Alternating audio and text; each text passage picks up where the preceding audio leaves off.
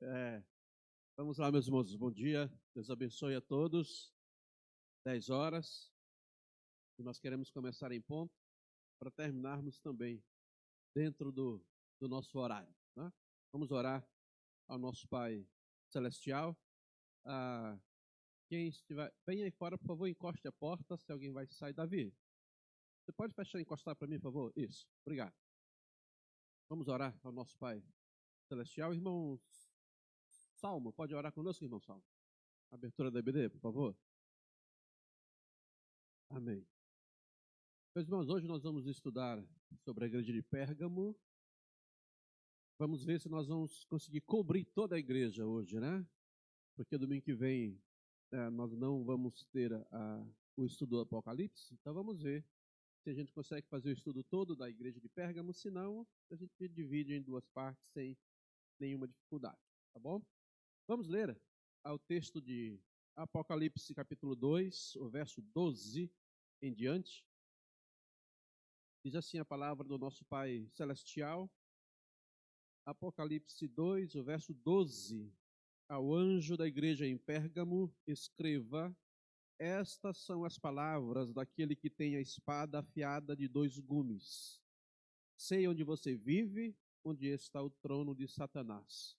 Contudo, você permanece fiel ao meu nome e não renunciou à sua fé em mim, nem mesmo quando Antipas, minha fiel testemunha, foi morto nesta cidade onde Satanás habita.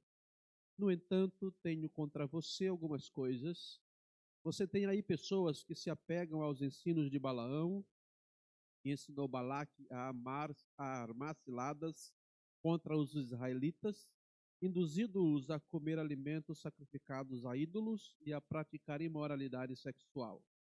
De igual modo, você tem também os que se apegam ao ensino dos nicolaítas. Portanto, arrependa-se, senão virei em breve até você e lutarei contra eles com a espada da minha boca. Aquele que tem ouvidos, ouça o que o Espírito diz às igrejas. Ao vencedor darei do maná escondido.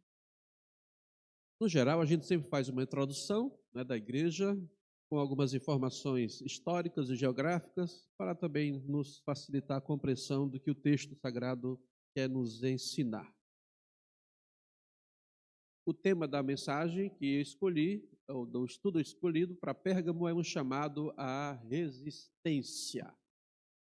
Já estudamos a primeira carta, que é a carta de Éfeso, chamado ao amor. A igreja Esmirna, um chamado à fidelidade. A igreja de Pérgamo, eu achei melhor colocar um chamado à resistência. Então, nós temos um pouco sobre a geografia e história de Pérgamo. Pérgamo era a segunda cidade maior da Ásia Menor, ficando somente atrás de Éfeso, né? Então, Pérgamo era a segunda igreja, a segunda cidade maior. Era um centro cultural vasto, também um centro de culto amplo, com vários templos e altares construídos. Era o centro e o berço, então, na Ásia Menor, da adoração a vários deuses. Eu citei aqui alguns que vai aparecer depois no vídeo, né? Mas Zeus, Atenas, Esculápio, tinha um centro de cura muito famoso na época, o centro de Asclépio. Até hoje, o pessoal da medicina utiliza uma serpente, né? Se você prestar atenção no seu símbolo de formatura, isso não tem nada a ver dizer que os médicos adoram Esculápio. Isso acaba ficando, se perpetuando. Então, o símbolo de formatura da área de medicina é uma serpente, né? Na época, tinha até uma serpente viva que era adorada, as pessoas iam adorar a serpente, né? E esse era um grande centro de cura da época, o centro chamado de Asclépio, em homenagem ao deus Esculápio. Então, havia toda uma situação muito, muito diversificada. O primeiro templo construído ao imperador César Augusto foi também na região de Pérgamo. Isso era só uma característica muito clara, porque à medida que os romanos iam conquistando mais países, eles iam incorporando as crenças desses países. Então, fora os deuses deles, cada país conquistado, eles agregavam mais deuses para o seu panteão. Por quê? A gente já estudou isso. A melhor forma de você controlar a situação é através da religião. Então você estabelece um centro religioso e o Império Romano identificou na figura do imperador como aquele que unificava a centralidade da adoração. Então, na cidade de Pérgamo foi o primeiro templo construído oficialmente para a adoração do imperador como Senhor, como Deus, que foi de César Augusto. Tem um vídeo que nós vamos dar uma olhadinha, só para a gente passar aqui. Tá? O irmão pode passar aí, por favor? A gente dá uma olhadinha, a cidade hoje se chama Bérgama. Eu não vou entrar em muitos detalhes, porque quase sempre é uma repetição. Mas o vídeo nos ajuda a olhar algumas coisas.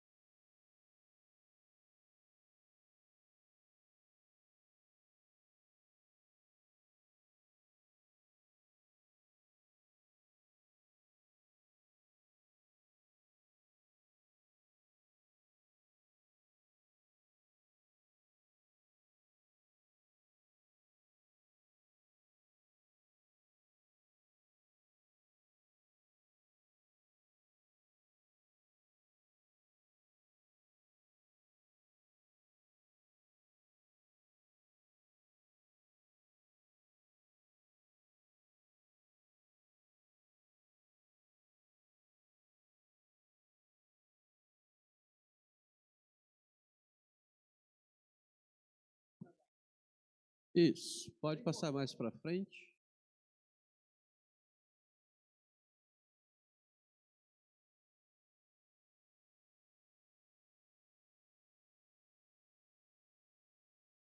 Enquanto ele coloca no local lá, então essa é uma visão inicial.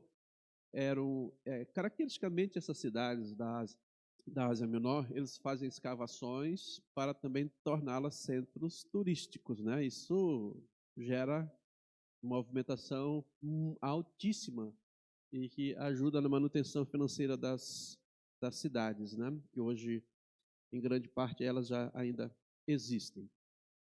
Pode passar a outra parte, meu irmão.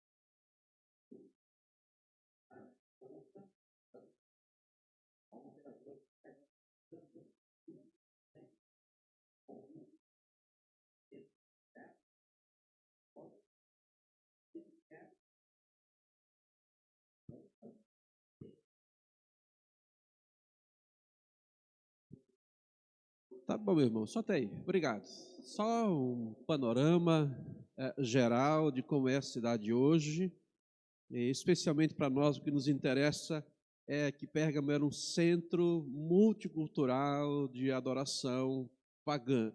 Havia, então, todos esses templos que eu já mencionei anteriormente, né? Os templos de adoração a Zeus, o altar de Zeus, considerado uma das 7 maravilhas do mundo. Esse altar, ele foi, como você viu ali, ele foi, na verdade, remontado, levado para Berlim e foi refeito todinho, né?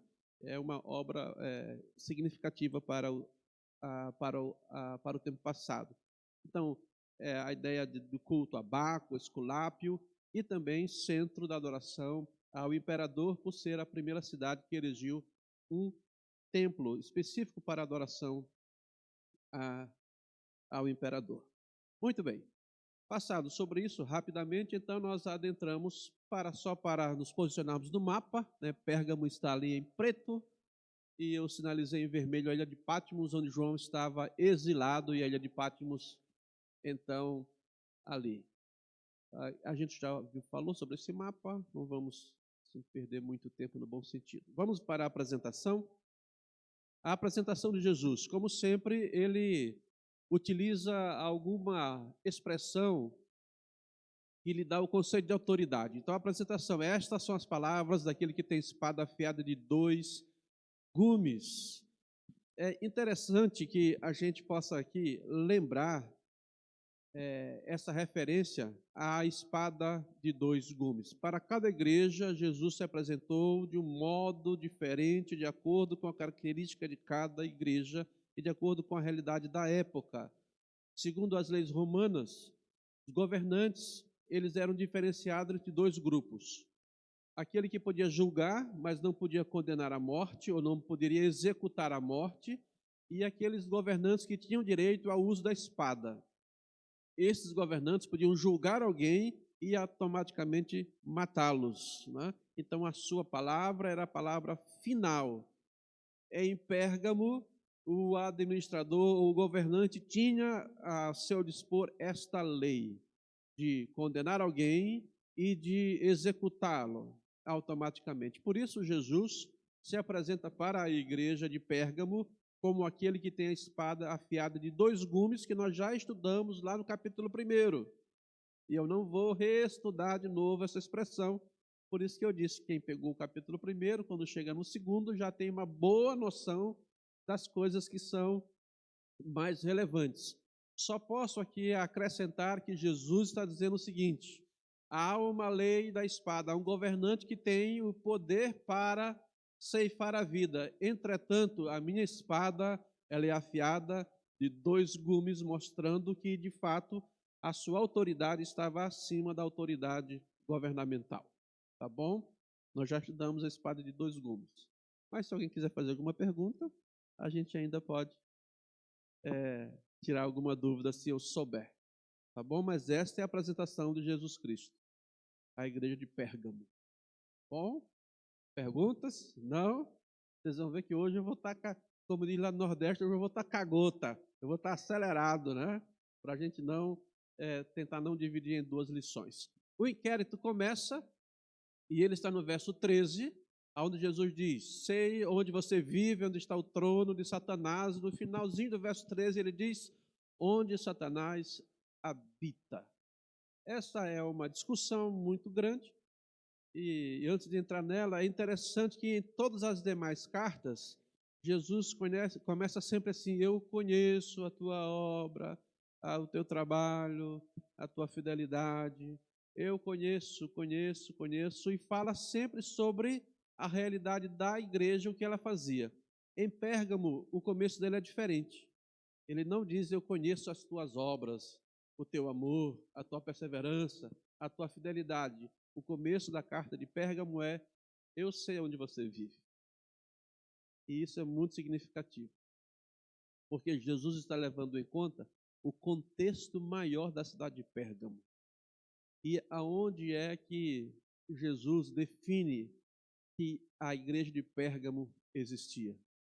Ela existia em um lugar onde havia um trono de Satanás e aonde Satanás habitava. E essa é uma expressão muito forte, é uma expressão extremamente crucial para o entendimento da carta à igreja de Pérgamo. Há 2 possibilidades para se identificar o que é este trono de Satanás. As 2 possibilidades maiores nessa cidade havia, então, o altar a Zeus, que é o maioral dentre os deuses, e a segunda possibilidade é porque lá havia o grande centro de adoração ao imperador, o primeiro templo construído em honra a ele, e fazia com que Pérgamo fosse, das cidades da Ásia Menor, a igreja que centralizava o culto mais importante ao imperador. Por outro lado, os outros altares e templos construídos, como falei, tornavam Pérgamo a cidade com o maior centro religioso da época. Então, esta inferência que Jesus diz: eu sei onde você vive, onde está o trono de Satanás, pode se reportar ao altar de Zeus, ao templo do imperador, ou a um conjunto de fatores que englobava todos os centros de adoração ao paganismo da época. De uma forma ou de outra, o que Jesus estava dizendo é que ali havia uma manifestação fortíssima da manifestação de Satanás.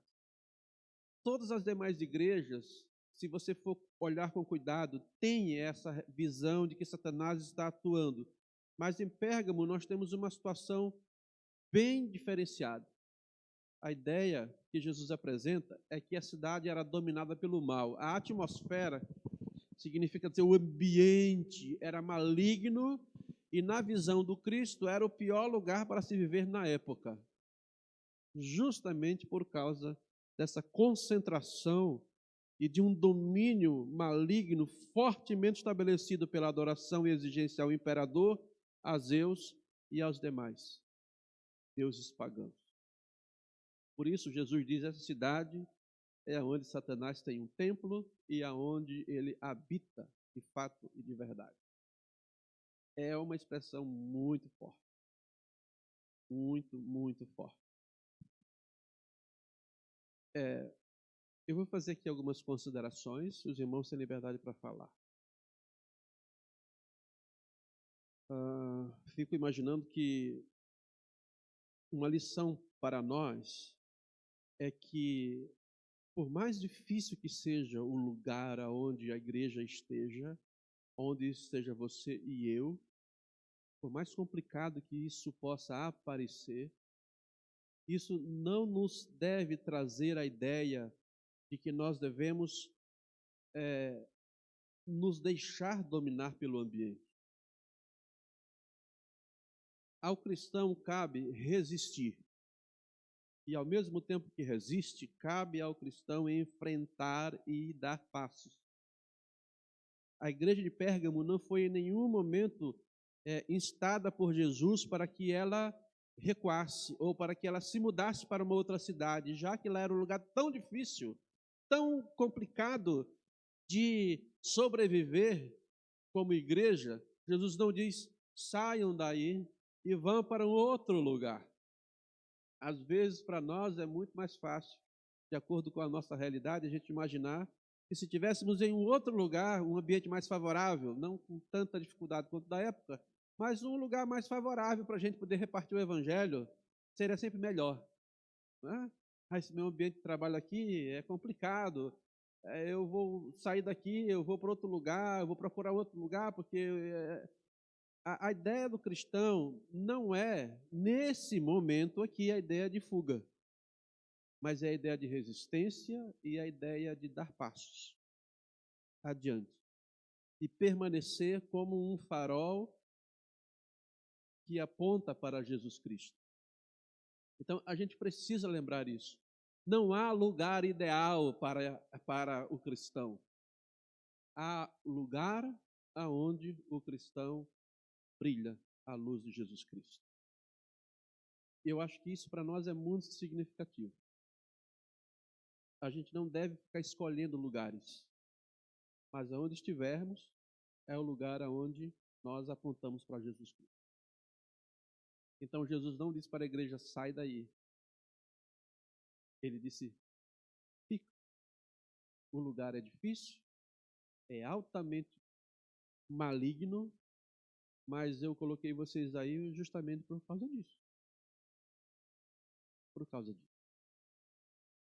O que é que os irmãos acham dessa visão? Dessa possibilidade? Alguém quer compartilhar? Quer agregar alguma coisa que considera relevante? Isso, meu irmão, isso. Quando chegar nesse ponto, o irmão pode falar sobre a doutrina de Balaão, tá? Para a gente não ir lá na frente depois que retornar. Mas o irmão tá indo na direção bem certinha, viu? Meu irmão João Batista. Só agradeço a compreensão do irmão. Quando chegar lá, aí a gente fala sobre essa questão de doutrina, tá bem? Então, vamos ficar firmes onde estamos. Não vamos sair porque o ambiente é difícil. Saímos se Deus nos ordenar sair. Se não, ficamos onde estamos e manifestamos a presença do nosso Pai Celestial ali do mesmo modo. Uma outra questão que eu acho que é importante para a gente aplicar para a nossa vida é de que a ideia de que o imperador era o Senhor dos senhores e o Deus dos deuses sempre dá a ideia de colocar o homem no patamar e no centro de todas as coisas. Isso a gente chama de humanismo. E a gente não pode esquecer, irmãos, que o humanismo é uma coisa maligna. Colocar o homem no lugar de Deus sempre será maligno. E nós, e agora falando para nós devemos cuidar isso na nossa particularidade. Não podemos erigir altares no nosso coração que destronam a pessoa de Deus, ou que destronam a pessoa de Deus da sua centralidade e do seu senhorio na nossa vida. Nós não podemos ter um coração dividido. Não é só com relação ao dinheiro, é com relação a qualquer outra coisa. A resistência significa dizer que a fidelidade ela não pode ser divisível. Não existe meio fiel. Não existe isso. ou alguém é fiel ou alguém é infiel. Não tem essa relação na Bíblia de 50% para Deus, 50% para outra coisa. O coração, na Escritura Sagrada, é a sede do todo entendimento, todo o sentimento, de toda a razão, e diz: ame o Senhor de todo o teu coração. Então a gente precisa lembrar isso, que nós também corremos o risco de erigir altares dentro da gente. E esses altares sendo edificados, seja colocando algo acima de Deus, ou seja, construindo altares pecaminosos, altares de orgulho, de soberba, altares de avareza, como estávamos falando da parte financeira, qualquer altar que é erigido no nosso interior e que compita com a fidelidade ao nosso Pai Celestial, traz sobre nós a responsabilidade de disciplina de Deus em nossa vida. Precisamos cuidar disso, tá bem? O nosso coração é um coração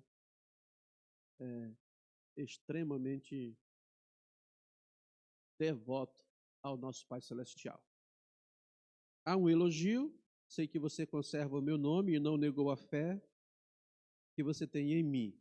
A ideia de conservar, se a gente for traduzir para o tempo de hoje, significa, tem uma expressão, despegar com unhas e dentes, né? A ideia é essa. A igreja de Pérgamo, ela se apegou, se agarrou fortemente a Cristo, e mesmo nesse ambiente tão maligno, não negou a sua fé, mas permaneceu com a sua fé plena em Jesus Cristo. E isso significa dizer que, apesar das piores circunstâncias, a igreja perseverava e conservava esse conceito de fé a tal ponto de que no verso 13, Jesus diz que aquela cidade, apesar de ter o trono de Satanás e de Satanás habitar nela, era uma cidade, era uma igreja perseverante na sua fé e que culminou nessa perseverança com a morte de Antipas, que Jesus chama como a minha fiel testemunha. Não temos muitos relatos sobre a morte de Antipas, mas tem um breve relato de Tertuliano, dizendo que eu tinha ouvido falar que esse homem, Antipas, ele foi colocado dentro de um touro de bronze e embaixo do touro de bronze foi colocado fogo. Então, segundo reza, os escritos mais antigos dizem que esse homem foi assado, literalmente assado, dentro de um touro. E era uma coisa muito comum na época, o martírio era de formas diferentes, né?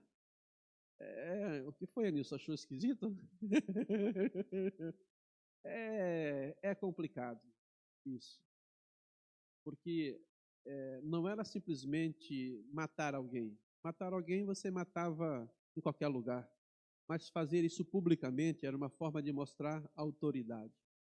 Então, eles cumpriam algumas penas publicamente para desencorajar pessoas a manterem a fé em Cristo. Então, isso era muito, muito, muito comum. Os romanos eram especialistas na crucificação, né? Por que as pessoas eram crucificadas? Elas poderiam ser só mortas lá na prisão, escondido, ninguém nem ia saber. Não, eles botavam aquilo ali publicamente para que todo mundo pudesse ter a noção do que poderia acontecer com eles. Isso causaria medo, pavor e retrocesso na vida de fé. É interessante no texto sagrado que Jesus deu a Antipas a mesma designação que ele concedeu a si mesmo. Se você olhar lá no capítulo 1, no verso 5, quando Jesus se apresenta às igrejas, ele diz: graça e paz da parte daquele que é, que era e que há de vir, dos 7 Espíritos que estão diante do seu trono, e de Jesus Cristo, que é a testemunha fiel. Aí Cristo projeta para Antipas o mesmo título. E isso aqui para nós é importante, porque nós temos esse conceito de que Jesus concede sua própria honra a todos os que são fiéis a Ele. Isto é belíssimo. Se eu for lembrar outros textos sagrados, você vai recordar isso. A dádiva de Jesus para com os fiéis é a expressão do seu reconhecimento, do seu encorajamento e, ao mesmo tempo, da graça que doa-se através de questões que ficam claras. Por exemplo, Jesus foi coroado Rei dos Reis e Senhor dos Senhores, mas a igreja, no Apocalipse, representada pelos 24 anciãos, cada um tem a sua coroa. As promessas da igreja de Esmirna diz que aquele que vencer, eu lhe darei a coroa da vida. Então, quando a gente vai olhar para a ideia de Jesus, quando ele dá ao seu povo fiel, ao seu filho fiel, ou sua igreja fiel, os mesmos conceitos dos quais ele mesmo recebeu. Por exemplo, Mateus, final do Evangelho, diz: toda autoridade me foi dada. Mas no livro do Apocalipse é muito comum você observar que Jesus concedeu autoridade para o seu povo. E o seu povo é que vai reger toda a nova criação. É a igreja vencedora que vai ser a co-governante do universo inteiro na eternidade. Por quê? Porque esta é a ideia de manifestação que eu não diria de recompensa, porque as promessas que Jesus dá à sua igreja, dá a você e a mim, elas são infinitamente maiores do que uma recompensa ou uma retribuição por aquilo que você e eu fizemos. Então, eu nem gosto muito da palavra recompensa, eu gosto da ideia da bênção que Deus concede, que extrapola e muito, e muito, e muito aquilo que nós, porventura, tivermos feito para Ele. Então, por exemplo, ser corregente na eternidade é muito maior do que o que você e eu fizemos para Ele aqui na terra. Não tem como mensurar. O apóstolo Paulo então disse: nem olhos viram, nem ouvidos ouviram, que Deus tem preparado. Quer dizer, é algo fora da normalidade. Nilson, você quer falar alguma coisa, Nilson? Vamos lá.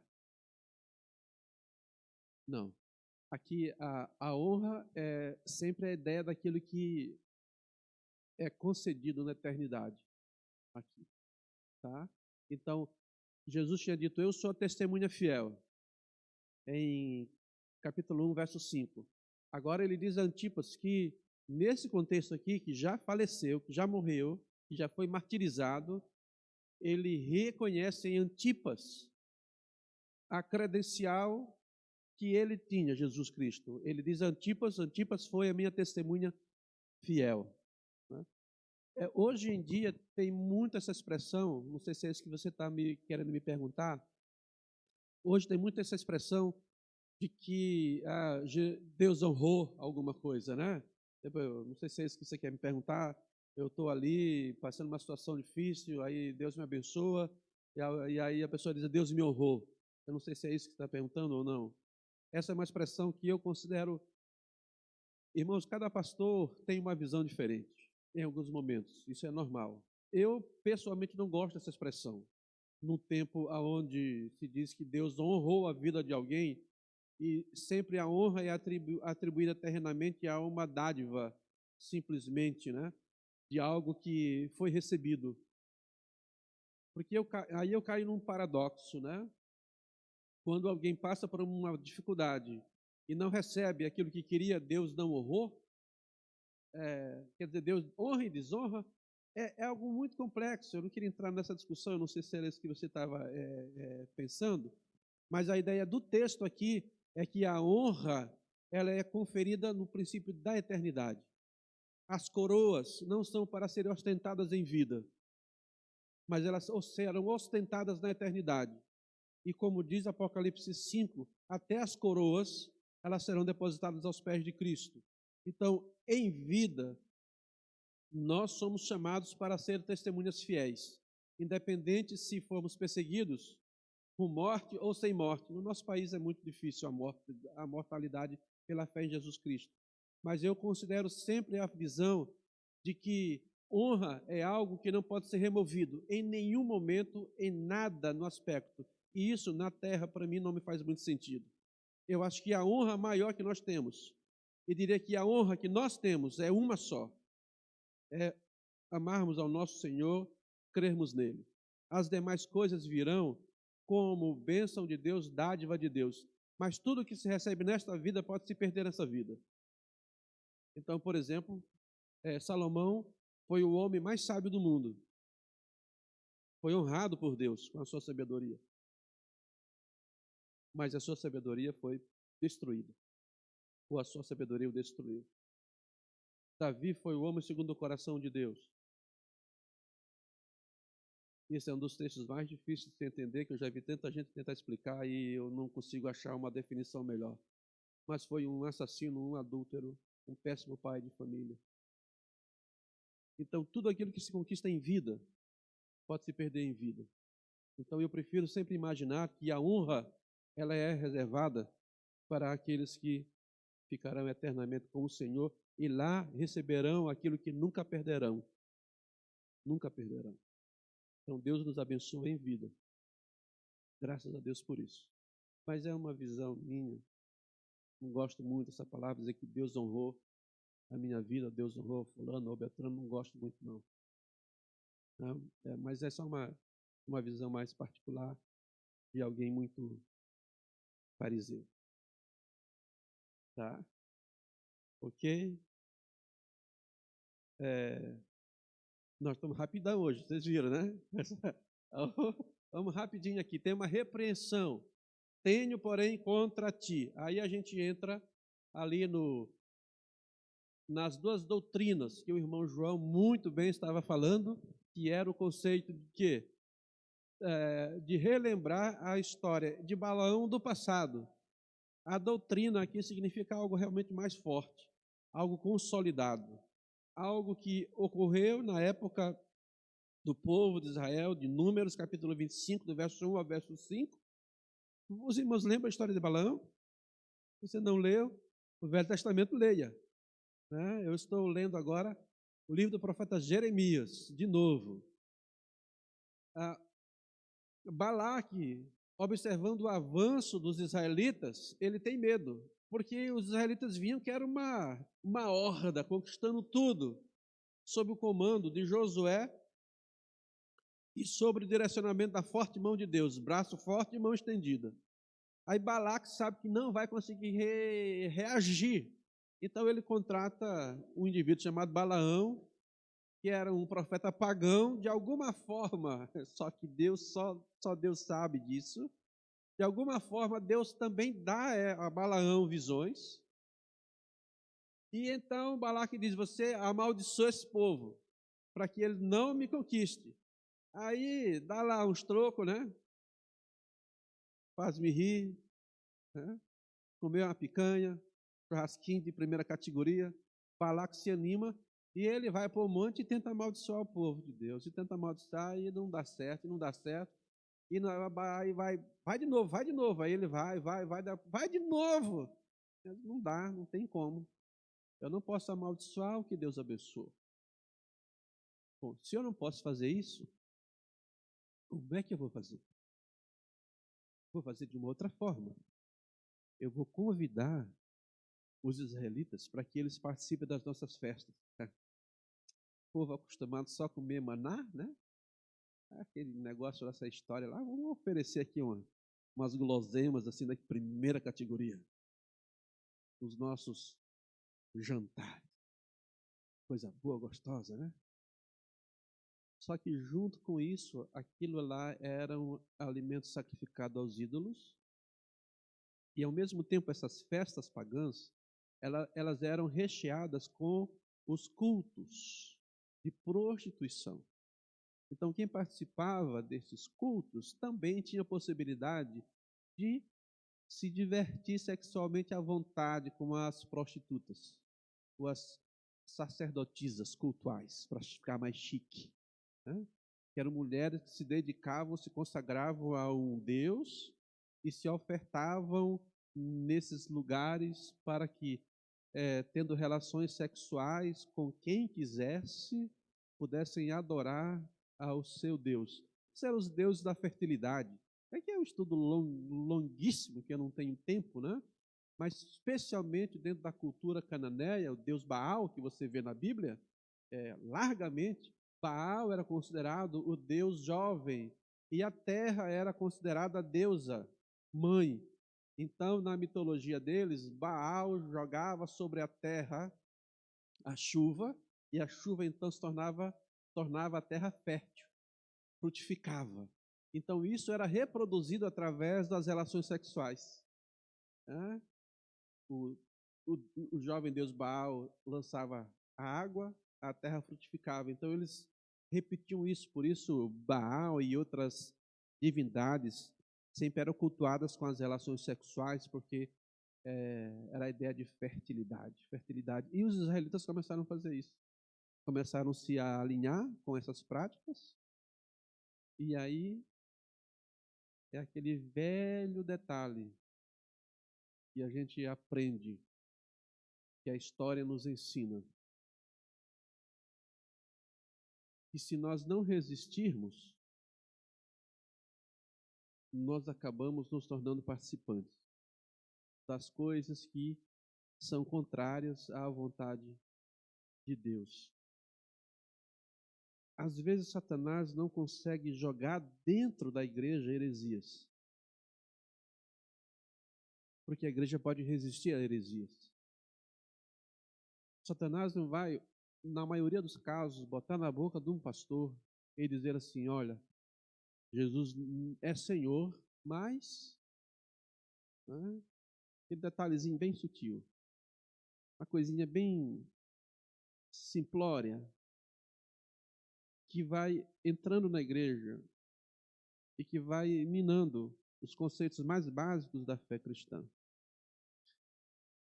Eu falei um tempo atrás que nenhuma igreja se desvia do seu Senhor de uma hora para outra. Isso é um processo. Assim como o cristão nunca apostata de uma hora para outra.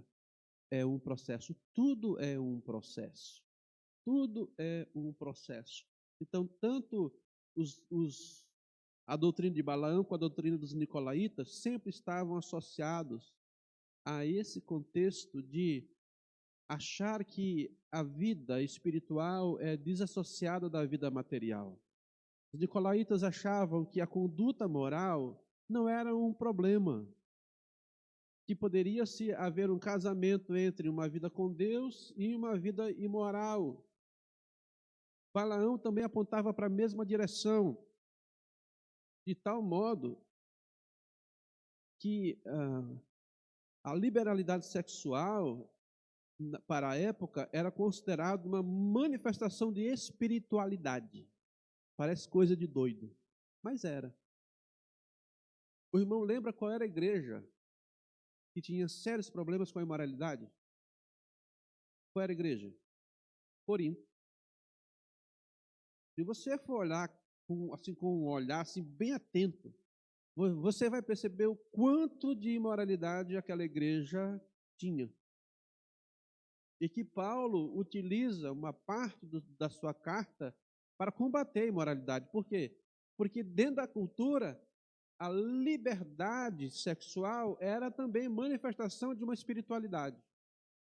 E Paulo, na primeira carta aos Coríntios, capítulo 5, não sei se o irmão vai lembrar, você lembra como é que começa o capítulo 5, verso 1? Não lembra? Então você pode abrir? Primeira carta aos Coríntios, capítulo 5, verso 1.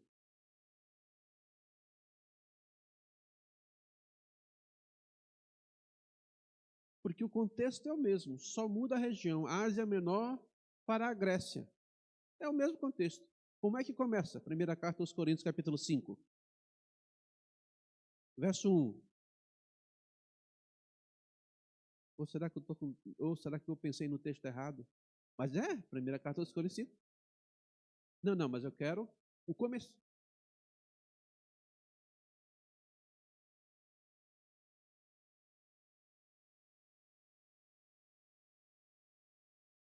É.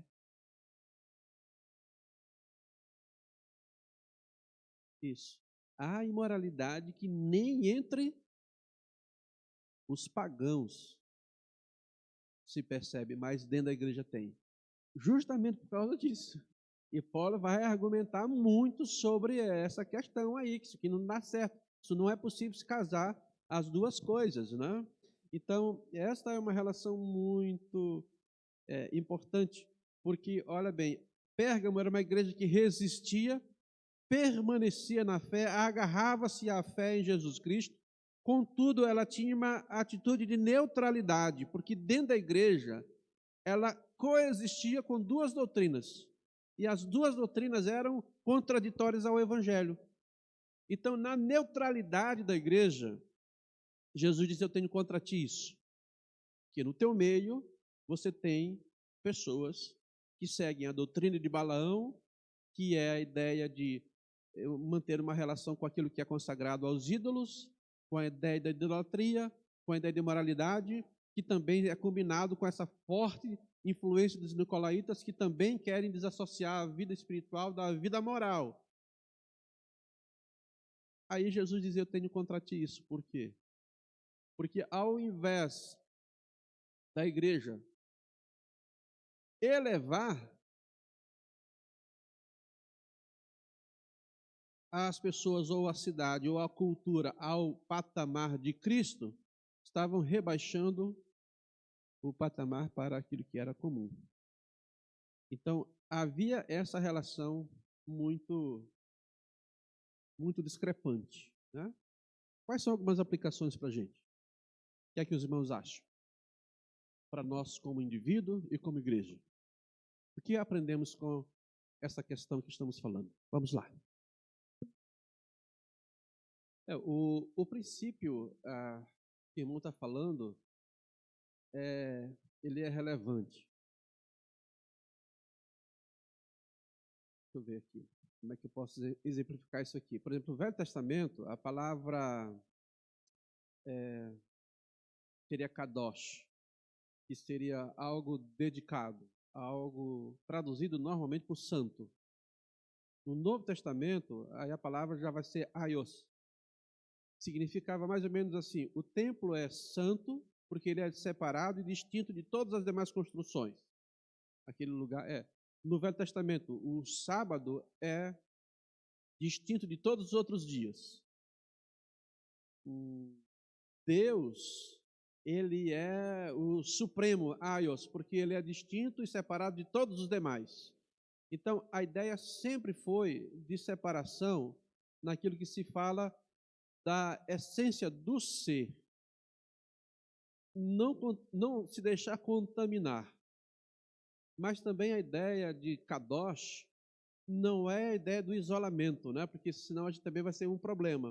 O apóstolo Paulo disse: eu me fiz escravo para ganhar escravo. Aí ele vai dizer que você se identifica com o outro para ganhar o outro, mas não se identifica no pecado do outro. Significa dizer que nós não podemos. É interessante, em alguns textos proféticos, a palavra de Deus é: sai do meio dela. Mas a ideia não é sair de se ausentar, é sair da prática. Então nós somos chamados à resistência para não nos dobrarmos diante das coisas das quais nós sabemos que Deus não se agrada e que será prejudicial à nossa vida. Meus irmãos, a doutrina de Balaão está hoje impregnada no meio da igreja. Me desculpa dizer.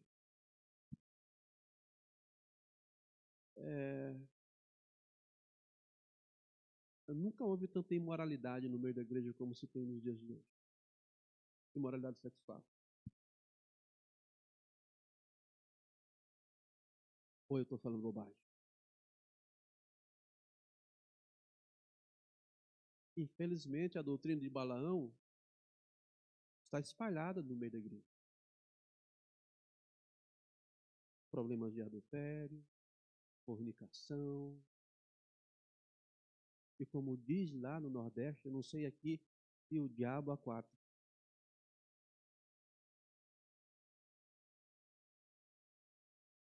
O aios, aquele que distinguia,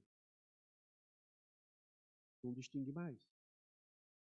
Então, hoje, infelizmente, muitos cristãos estão sentando à mesa de Balaão.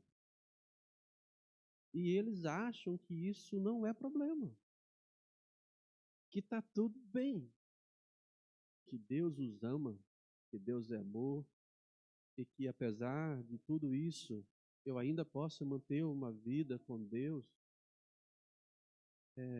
reconhecendo o meu pecado, mas vivendo no pecado, né? Na prática. A doutrina dos nicolaítas está esparramada no meio da igreja, de forma geral. A aculturação, né? Se acultura ao sistema. Os valores são brotados dentro da igreja, né? Aí eu posso falar dos pastores que são presos, né? Vai no camburão, mas não é só pastor. São os cristãos, né? Com processos, com litígios, com maus pagadores, e outras tantas coisas que a gente poderia ficar falando aqui. Coisas das quais a gente poderia dizer que, guardados as devidas proporções, não se via em tempos mais antigos. Onde um crente, ele podia ser rejeitado porque ele era um crente, né? Bíblia embaixo do braço, pô, né? Cabelo penteado, terninho, a melhor roupa para o culto, né? Sei lá, vai aquele crente xarope para a igreja. Hoje a gente vem de chinelo, né, irmãos? Eu não vou entrar nesse detalhe aí. Mas antigamente parece que a palavra crente ela era rejeitada como um rótulo, mas as pessoas eram respeitadas. Hoje, a gente sabe como é que está a igreja hoje, não só no Brasil, mas em toda a face da terra. Uma igreja que perdeu a sua moral. Perdeu a sua autoridade. Não estou dizendo todas as pessoas, eu estou falando no geral. Antes você dizia igreja, lembra? Era uma coisa solene. Quando você diz igreja hoje, a primeira coisa que eles falam é que você está roubando dinheiro. Né? Por quê? Porque tem má vontade com a igreja, mas por outro lado, porque a igreja também deu razão. Então hoje, infelizmente, nós já temos duas questões que são importantes. Igrejas com heresias frontais, declaradas, que são igrejas heréticas mesmo, que não fazem mais questão de esconder o que pensam, mesmo igrejas batistas, que tinham doutrina, e que depois foram mudando gradativamente a sua doutrina, foram se aculturando com a época atual, e hoje, por exemplo, nós estamos falando aqui de prática sexual, não é só isso, mas vamos imaginar isso, pessoas que já não consideram mais o homossexualismo como pecado. Igrejas com pastores homossexuais, com ministros de músicas homossexuais, está sendo gravado, espero não ser preso, mas tem direito de falar dentro do ambiente da igreja. Né? Muitas igrejas, até batistas, hoje já não acham mais isso como um erro. Então se sentam no banquete de Balaão e está tudo bem, acho que está tudo tranquilo. E o outro lado não tem uma doutrina contrária, mas tem a prática problemática. Então, hoje nós devemos cuidar, não só como igreja, aqui, PIB São Leopoldo, mas cuidar também a nossa individualidade. A gente não pode se sentar nos banquetes, seja de suborno, seja de vantagem ilícita financeira, seja de qualquer tipo de prática que nos é ofertada. Não podemos sentar ali, porque senão caminharemos com os nicolaítas. Vamos nos adaptar. Eu acho que primeiro a Sara, depois o pastor. Reverência, meu pastor. É melhor. Por isso que eu coloquei a armadura lá no começo da lição, né? Efésios 6. Ali é os elementos de prática que a gente pode, no finalzinho, dar uma palavrinha sobre isso que o pastor bem tem colocado. Eu quero só falar que eu coloquei aquela imagem ali, tolerância e respeito, junto com repreensão, para você ver como isso é dúbio. Né? O cristianismo nos chama para tolerar uns aos outros? Sim, em certo grau, sim. Nos chama para respeito? Sim, nos chama. Mas essas duas frases tanto podem ser para o bem, quanto podem ser para o mal. Por exemplo, como eu falei, a questão do homossexualismo como pecado, né? Tolerância. Eu posso desenvolver uma amizade, amar alguém que tem uma conduta homossexual. Isso é benéfico, é bíblico, mas eu não posso reconhecer isso como algo correto. Então, a tolerância ela pode ser tanto um elemento bom quanto mal. O respeito também. Eu posso identificar uma atitude errada, posso respeitar o indivíduo e posso rejeitar a sua prática, ou eu posso respeitar o indivíduo e aceitar a sua prática. Então, tudo é uma linha muito tênue. E aí é que nós precisamos cuidar até mesmo dessas questões, né? Por exemplo, as questões de doutrinas de heresias é um problema, porque assim, ó, depois que entra numa igreja, dificilmente você consegue erradicá-la plenamente. Você pode até erradicar com dores e parto, porque isso dá problema, mas você não consegue eliminar plenamente. Você quer ver? Ó, eu pastoreava uma igreja quando estourou, era o boom da teologia da prosperidade, que ainda continua até hoje. Não tem mais todo aquele, porque já se normalizou isso, então ninguém mais se escandaliza hoje, né? Ninguém mais se escandaliza, mas ela está aí, gritando dentro das igrejas. Já se normalizou. Eu pastorei no boom daquela questão da maldição hereditária. E foi uma briga e uma luta para você ensinar a igreja, para você aniquilar isso. Mas até hoje, por exemplo, cristãos falam sobre maldição hereditária, como se isso fosse bíblico e correto. Maldição hereditária. Eu pastoreei num boom, onde, por exemplo, o movimento da confissão positiva. Né? Confissão positiva é aquilo que você fala, acontece. Kenneth Hagin, depois R.R. Soares. Então, até hoje, por exemplo, você observa resquício disso dentro das igrejas, com uma expressão que até nós, às vezes, falamos e nem percebemos. Declarar, a palavra declarar. O que é declarar? Isso é resquício de quê? Confissão positiva. Aquilo que você fala, age no mundo espiritual e isso acontece. Então, declare a prosperidade sobre o seu irmão. Profetize sobre o seu irmão. Profetizar o quê? Né? Profetizo a bênção de Deus sobre a sua vida. Isso não é profecia. É o profetizo que você vai prosperar. Né? Você percebe? Isso tudo é resquício de doutrinas combatidas, mas que elas ainda permanecem ali, de forma subliminar. E uma pessoa que não é esclarecida na Bíblia, ouve essas expressões, ela entende o quê? O irmão entende o que eu estou dizendo? É complicado. Então, sempre a ideia das repreensões de Jesus para com a igreja é porque o caldo já estava virado.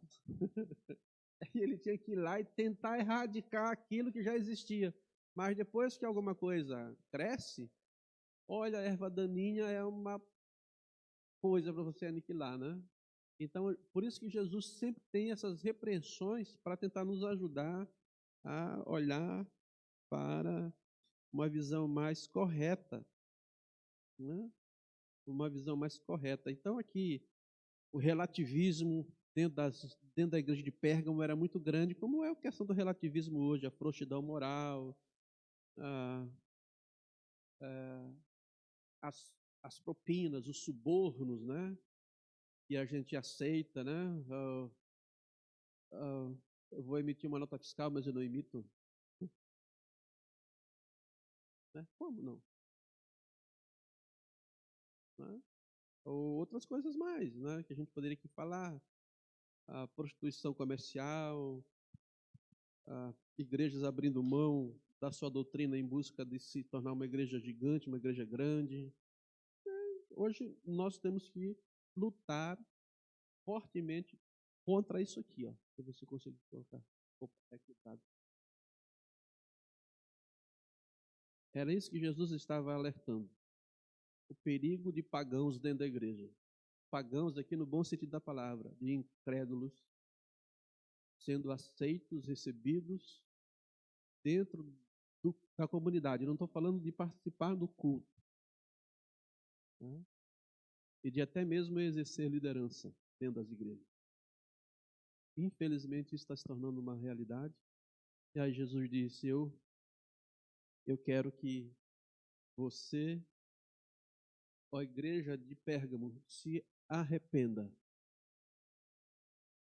Porque o chamamento vem antes do juízo. A gente nunca pode esquecer isso. Quando o Senhor nos convida para o arrependimento, é uma manifestação da sua graça. Ele está dizendo, arrependa-se, mude de vida, mude de postura. Isso é graça. Primeiro ele alerta, chama, e às vezes ainda dá um bom tempo. Mas se não, aliás, eu coloquei isso aqui, ó. A gente não tem muito tempo, mas eu ainda queria falar sobre isso aqui. O melhor esconderijo para a infidelidade, eu não estou falando infidelidade conjugal, sexual, tá? O melhor esconderijo para a infidelidade é entre os fiéis. Isso aqui é algo extremamente pertinente. Porque se um pagão está entre os fiéis, ele está bem, de alguma forma, bem protegido, né? Olha-se para ele e diz, esse aí também é um fiel. É o princípio do lobo com pele de ovelha, né? Não é à toa que, se a gente for olhar aí os casos, por exemplo, de pedofilia, são sempre as pessoas que estão dentre os fiéis, ou no contexto de família, ou numa igreja, né? Onde a pessoa está dentro do contexto de pessoas sérias, e ela está lá dentro e ninguém desconfia dela. Por quê? Porque ela está dentro do contexto que nós chamamos dos fiéis, né? Então, esses lugares são os melhores esconderijos para as pessoas. Eu não quero aqui ficar como é que eu posso dizer, assustando ninguém. Eu só estou dizendo que essa é uma realidade. Tanto na parte dos ministros, né? Tanto pastores quanto padres, né? Os escândalos que tem, por quê? Porque eles estão entre os fiéis. Então, eles podem fazer coisas. Alguém que é da família, né? Todo mundo confia. Daqui a pouco estoura que a pessoa está fazendo algo com um parente que não devia fazer. Então, a igreja e você e eu precisamos estar atentos a isso. Sempre atentos. Eu não sei se foi o irmão que queria falar. Ok, meu irmão, obrigado. Jesus diz, arrependa-se, senão eu virei em breve até você e lutarei contra eles. É bem interessante aqui que Jesus faz uma distinção, né? Contra quem ele vai vir com a espada da boca. Não é contra a igreja toda, mas com aqueles que estavam disseminando e vivendo a doutrina de Balaão e a doutrina dos nicolaítas. Então, isso sempre mostra que a espada, né? Porque a espada da minha boca, palavra do Senhor, a sua advertência, a ideia sempre é que ele conhece tudo tão perfeito que ele vai com a sua lâmina afiada no lugar certo, nas pessoas certas. Ele não diz, eu virei contra a igreja toda com a espada da minha boca, mas contra aqueles que estão vivendo dessa forma. Então, há esse princípio da espada, que tem um corte seguro, correto, que disseca e que separa tudo certinho. Agora, irmãos, a gente sabe que quando vem o juízo de Deus sobre algumas pessoas, a igreja toda se envergonha ou é envergonhada. Não tem o que fazer. Essa é uma realidade, né? Então, de tal modo que a conduta de alguns pode manchar a conduta da igreja como um todo. Por isso que Jesus chama ao arrependimento antes que ele venha a expor pela sua espada afiada de 2 gumes a realidade. Por isso que a Bíblia diz que não há nada que seja oculto que um dia não seja revelado. E quando é revelado, atinge a igreja toda, né? Então sempre é o cuidado que eu devo ter de saber de que a minha vergonha não é só minha. Ela também será do povo de Deus. E eu devo cuidar para que eu não envergonhe ao meu Senhor e envergonhe a sua igreja, né? Sim. A ideia, de novo, a ideia do corpo, né? Nenhum membro sofre sozinho. Então, é importante a gente olhar para isso como um cuidado que a gente tem que ter. A minha vida de fidelidade ao meu Senhor, ela também traz benefícios para a igreja do Senhor. Assim como a minha vida desregulada traz vergonha, do mesmo modo, para o meu Senhor e para a sua igreja. Então, somos nós responsáveis. A igreja nunca será melhor do que aquilo que eu sou, né? Se quer uma igreja melhor, se quer uma igreja mais saudável, seja saudável. Você não pode cobrar da igreja que a igreja seja aquilo que você e eu não somos. Isso não existe. É a mesma coisa de você querer ensinar o seu filho, né? Seu filho não vai ser melhor do que você é. Quando eu digo não vai ser, eu estou falando dentro da regra básica. Pode ser que, por graça, misericórdia, ele seja um crente melhor do que você. Mas, no geral, não. Pais negligentes criarão filhos negligentes. Se tornarão adultos negligentes.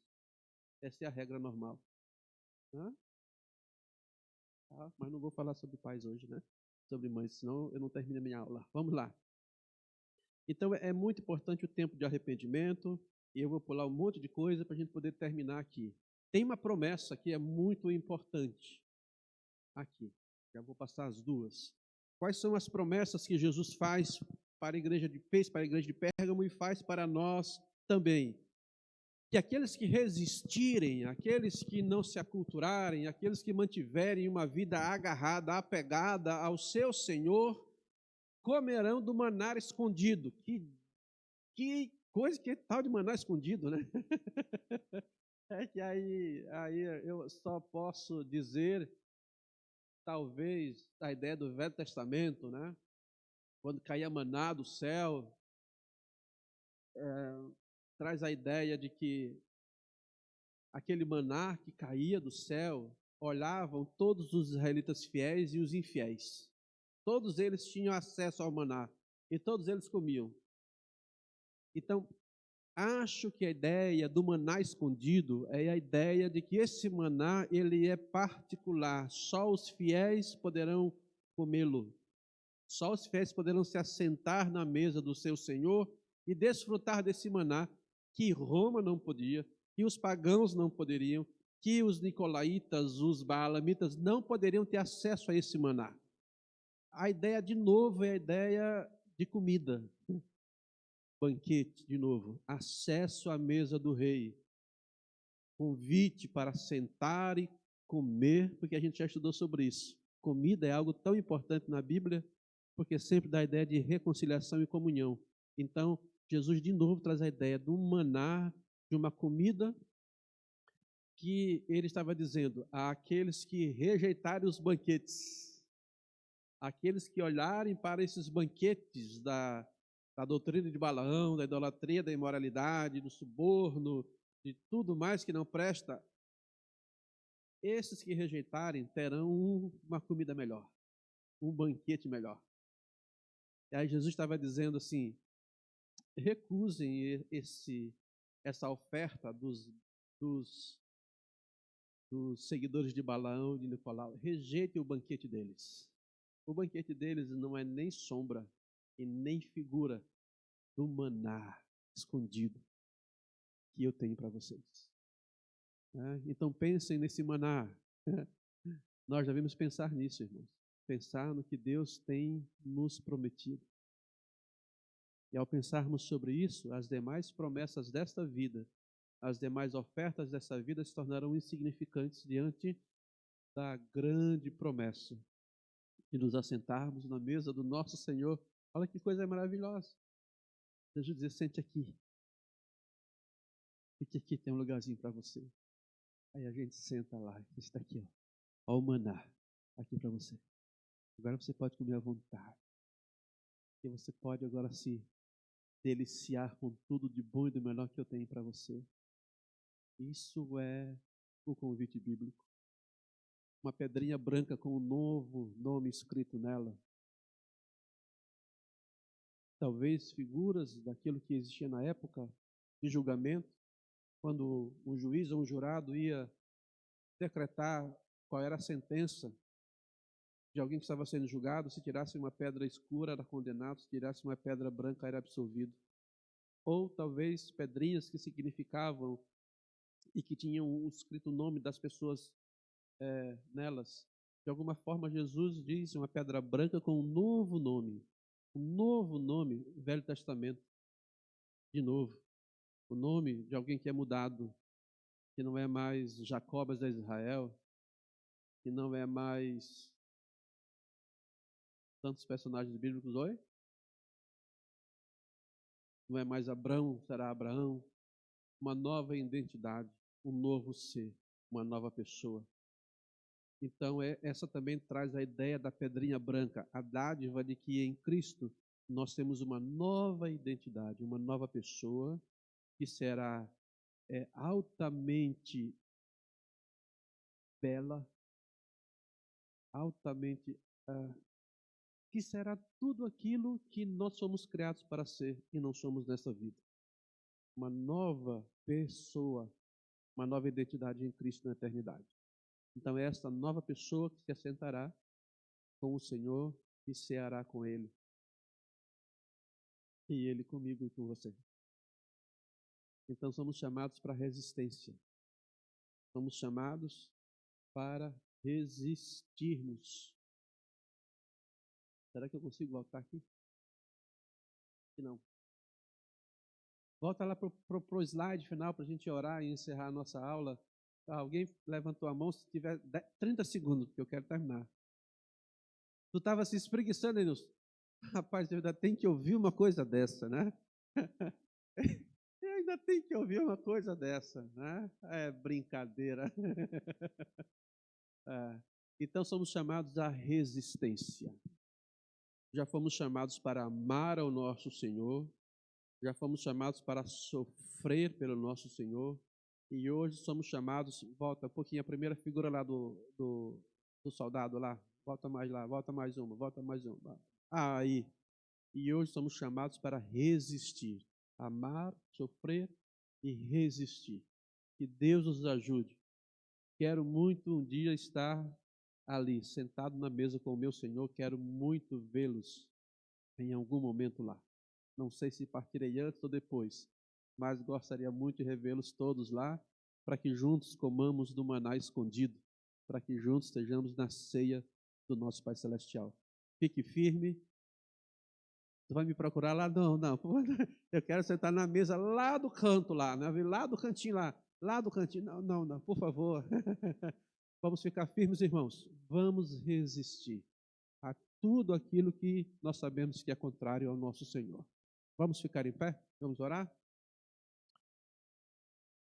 Pai, muito obrigado pela palavra que nós podemos hoje abrir e estudar um pouquinho, de forma rápida. A nossa oração é que Teu Espírito Santo desenvolva em nós, Senhor, os hábitos que nós precisamos para nos mantermos firmes e fiéis ao Senhor. Ó Deus, com o capacete da salvação, a certeza de que a nossa vida está nas Tuas mãos, com uma vida de oração, com uma vida de santidade, com uma vida calçada com o Evangelho, ó Deus, armados para resistir e ao mesmo tempo para darmos passos adiante e sermos sal e sermos luz aonde nós estivermos. Nós te pedimos por isso, que a tua espada, que o teu espírito possa nos tornar cada vez mais transformados e nos conduzir para uma vida que agrada ao Senhor. Nos ajude, Senhor, a caminharmos de tal forma que honremos o teu nome e sejamos também pessoas que honram ao teu povo, Senhor, a tua igreja. Livra-nos da vergonha, livra-nos dos tropeços, livra-nos das armadilhas e das quedas que Satanás quer trazer sobre a nossa vida. Ó Pai Celestial, e que um dia, por tua graça e por tua bondade, sejamos assentados contigo, depois de rejeitarmos todos os banquetes desse mundo, estejamos no verdadeiro banquete, comendo com o Senhor e vivermos contigo para sempre. Muito obrigado pela tua promessa, anima-nos a podermos olhá-la pela fé e darmos passos firmes em direção a ela, Senhor, para que então, com alegria, nós estejamos na tua mesa por toda a eternidade. Muito obrigado, nos abençoe em nome de Jesus Cristo. Amém. Amém, meus irmãos. Deus abençoe e obrigado pela atenção, pelo repartir.